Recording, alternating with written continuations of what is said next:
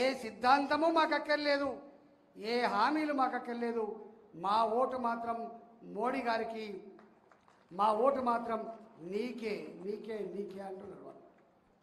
నేనన్నా గట్టెట్లా అన్నా నేను ఎదురు ప్రశ్నిస్తే గట్లనే నిర్ణయించుకున్నామని చెప్తాను వాళ్ళు. ఇంకా వాళ్ళ ఇంకొక అడుగు ముందుకేసి దేశ చరిత్రలో ఏ పార్లమెంట్లో లేనన్ని ఓట్లున్న పార్లమెంట్ కాబట్టి ఇవాళ దేశ చరిత్రలో ఎవరికి రాని మెజార్టీ కూడా మోడీ గారికి కట్టబెట్టబోతున్నది మల్కాగిరి అనే మాట కూడా చెప్పాను. నిన్న నేను ఎల్బీనగర్ పోయినా, నిన్న సాయంత్రం మీరు సోషల్ మీడియా చూసి ఉంటారు. ఎల్బీనగర్ పోతే నేను మాట్లాడుతున్నప్పుడు నేను మళ్ళీ మేడ్చల్కి పోవాలి 9:30కు, నేను ఒక 10 నిమిషాలు మాట్లాడిపోతా అంటే వాళ్ళు అన్న మాట ఏంటంటే 10 నిమిషాలు అయితే పోనీయం, కనీసం ఒక 40 నిమిషాల నుంచి 1 అవర్ మాట్లాడవలసిందే, అప్పుడే నేను వదిలిపెడతామని చెప్పింది. నేను ఒక అర్ధగంట మాట్లాడిన తర్వాత నన్ను వదిలిపెట్టమంటే వాళ్ళన్న మాట ఏంటంటే ఇంకొక 10 నిమిషాలు మాట్లాడి వదిలిపెడతామని చెప్పింది. 40 నిమిషాలు మాట్లాడిన తర్వాత నేను మళ్ళీ బయటికి రావడానికి ఒక అర్ధగంట టైం పట్టింది. ఇక్కడ అర్ధగంట టైం. వాళ్ళన్న మాట ఏంటంటే మొన్ననే పోయిన ఎన్నికల్లోనే మిస్టేక్ జరిగింది, ఈసారి ఆ మిస్టేక్ జరగదు, ఎల్బీనగర్ అసెంబ్లీ స్థాయిలో 1,00,000 మెజార్టీ రేపు ఇవ్వబోతున్నామని చెప్పి వాళ్ళు మాట్లాడింది. ఇవాళ అబ్కీ బార్ 400 పార్ ఈ నినాదం ఇచ్చింది మోడీ గారు కాదు, ఈ నినాదం ఇచ్చింది భారతీయ జనతా పార్టీ కాదు, ఈ నినాదం ఇచ్చింది యావత్ తెలంగాణ, యావత్ భారత ప్రజానికం ఈ నినాదం ఇచ్చింది. ఇవాళ ఈ మల్కాగిరిలో ఇవాళ తప్పకుండా గెలిపిస్తామనే నినాదం, గొప్ప మెజార్టీ వస్తున్న నినాదం మేమిస్తున్నది కాదు, మా పార్టీ నాయకులు ఇస్తుంది కాదు, ఈ నినాదం ఇస్తున్నది మల్కాగిరి ప్రజలు ఇస్తున్న నినాదం అని చెప్పి మనం చేస్తున్నాం. అందుకే ఇవాళ మా శ్రమ, మా పనితనం, మా ప్లానింగ్ 30% 40% ఉంటుంది తప్ప 100% లేదు. Which is unseen support, seen support, కనబడే సపోర్ట్ 30% ఉండొచ్చు, 40% ఉండొచ్చు, కానీ కనపడని ప్రజల సపోర్ట్ 100% ఉండేటువంటి ఆస్కారం నుంచి మనం చేస్తున్నాం. మేము కళ్ళారా చూసినాం. తెలంగాణ ఉద్యమంలో మీరు సాక్ష్యం. 2006లో ఆనాడు రాజీనామా చేసిన కేసీఆర్ మమ్మల్ని ఊళ్ళలో పోతే రానియలే. ఎందుకు వచ్చారు మీరు, ఇంకా మోసం చేసి చాలదా, పోండి అని చెప్పి కొట్టారు. కానీ ఒక 15 రోజులనే యావత్ తెలంగాణ ఉద్యమకారులంతా కూడా అడ్డా పెట్టింది కరీంనగర్లో. ఏ వాడకు ఆ వాడకు వాళ్ళు ఎవరో మాకు తెలియదు, వాళ్ళు పార్టీతో సంబంధం లేదు, జెండాతో సంబంధం లేదు. మొన్నటిదాకా కేసీఆర్ను తిట్టిన వాళ్ళే బోలు బొక్కలు తెచ్చుకున్నారు, వాళ్ళే బియ్యం కూరగాయలు తెచ్చుకున్నారు, వాళ్ళే రోడ్ల మీద వండుకొని తింటారు, ఇంటింటికి పోతాను ప్రచారం చేస్తారు. ఒక్క నాయకుడు కూడా మిగిలలే. ఆయన రాజశేఖర ముఖ్యమంత్రి, ఒక్క నాయకుడు కూడా టీఆర్ఎస్ పార్టీలో మిగిలలే. అందరికందరినీ వెలగట్టి తీసుకొని పోయిండు. ఒకరోజు అయితే చొప్పదండి నియోజకవర్గంలో 6 మండలాలు ఉంటే 6 మండలాల అధ్యక్షుల్ని ఒకరి రోజు ప్యాక్ చేసేసింది రాజశేఖరుడి.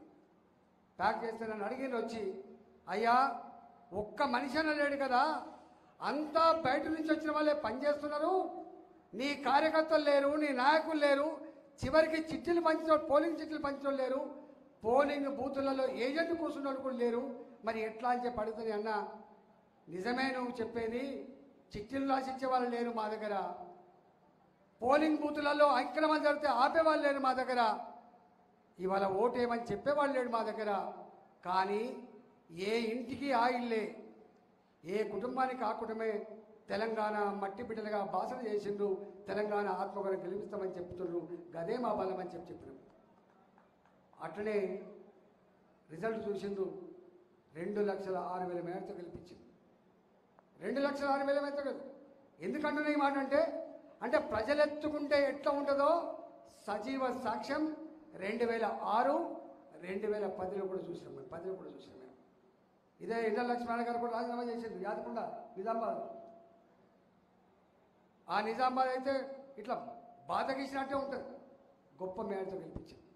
ఇవాళ రేపు ఈ ఎన్నిక నేను మొట్టమొదటిసారి చూస్తున్నా. ఎన్నడూ మాట్లాడని వాళ్ళు, ఎన్నడూ ఓటు వెయ్యని వాళ్ళు, ఎన్నడూ బయటికి రాని వాళ్ళు, రాజకీయ నాయకులంటే ఇష్టం లేని వాళ్ళు, రాజకీయ పార్టీలు అంటే నెగిటివ్గా మాట్లాడే వాళ్ళు ఈసారి ఓటు ఎత్తా అంటున్నారు. నేను అడిగిన కారణం ఏంటి అని చెప్పి అడిగినాము. మేము 10 సంవత్సరాల మోడీ గారి పరిపాలన చూసిన తర్వాత మాలాంటి వాళ్ళం కూడా ఓటేయకపోతే మాకు న్యాయం, మాకు మనశ్శాంతి లేదని చెప్తున్నారు వాళ్ళు. మాకు మనశ్శాంతి లేదని చెప్తున్నారు. కారణాలు అడిగిన నేను, ఏంది కారణం అడిగితే వాళ్ళు చెప్పే కారణాలు మా భారతీయ జనతా పార్టీ నాయకులు కూడా తెలియని కారణాలు నెయ్యాలి. గండి మాట చెప్తున్నారు వాళ్ళు. వాళ్ళు ఒక్కొక్కరు రకంగా. నేను మా ఊళ్ళలోకి పోయి చదువురాని మహిళలను అడిగిన, అమ్మ ఈసారి మీరు ఎవరు కొట్టేస్తారు? బిడ్డ మోడీకి వేస్తామంటున్నారు.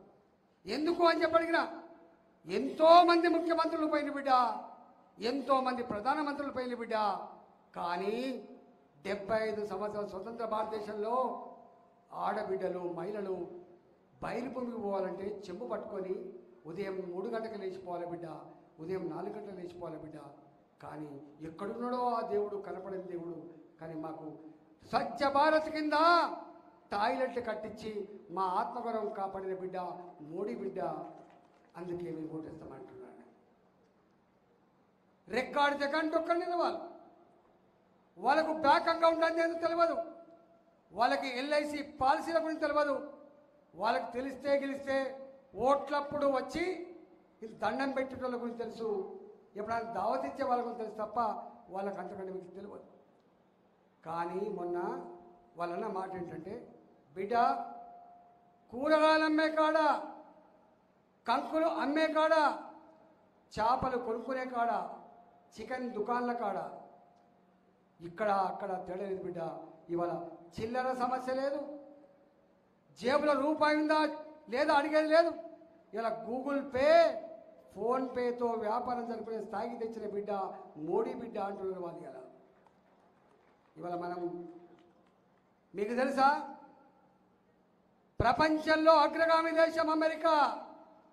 అమెరికా లాంటి దేశం డిజిటల్ ట్రాన్సాక్షన్స్ అమలు చేయడానికి 10 ఏళ్ళు పట్టింది. కానీ నా చదువు రాని థర్డ్ వరల్డ్ కంట్రీ చెప్పబడే ఇంత పెద్ద దేశం డిజిటల్ ట్రాన్సాక్షన్స్ అమలు చేయడానికి 3 ఏళ్ళు మాత్రమే పట్టింది. అది మోడీ సాధించిన విజయం. అది మోడీ చదువురాని తెలంగాణ, చదువురాని ప్రజలకు కనెక్ట్ అయిన తీరు. ఇవాళ అట్లా ఇక్కడ హైదరాబాద్ మన వ్యాపారస్తులు మీటింగ్ పెట్టారు. మేమన్నాం, మీ వ్యాపారస్తులు మమ్మల్ని ప్రేమిస్తున్నా అని చెప్పి అడిగినాం. గట్టెందుకు అడుగుతున్నాం అని చెప్పి నేను అడిగినా. అంటే జిఎస్టీ ట్యాక్స్ వచ్చింది కదా, జిఎస్టీ ట్యాక్స్లో మీరు